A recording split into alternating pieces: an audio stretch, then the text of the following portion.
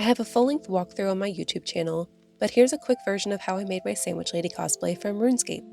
The pattern I used was New Look 6567 in style H. I marked the pattern pieces I needed so I wouldn't forget any, then ironed the paper flat and cut out the pattern to size. I grabbed these pink and white fabrics from my fabric stash and cut out my pieces, trimming notches and marking gathering stitches as I went. I sewed a stay stitch line around the neckline, then pinned together the dress pieces, matching my notches. I then sewed the pieces together, starting with the front and side pieces, then moving to the back, making sure to backstitch at the beginnings and ends of the seams. Despite this not being a typical dress material, it sewed together beautifully. I couldn't find an invisible zipper, so I sewed in a standard zipper and ironed the seams flat.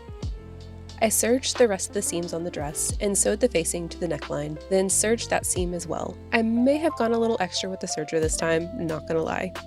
I hand sewed down the facing at the top of the zipper, then ironed the facing so it would lay nicely.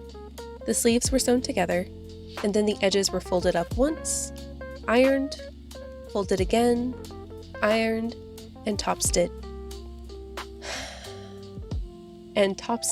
to finish the edges.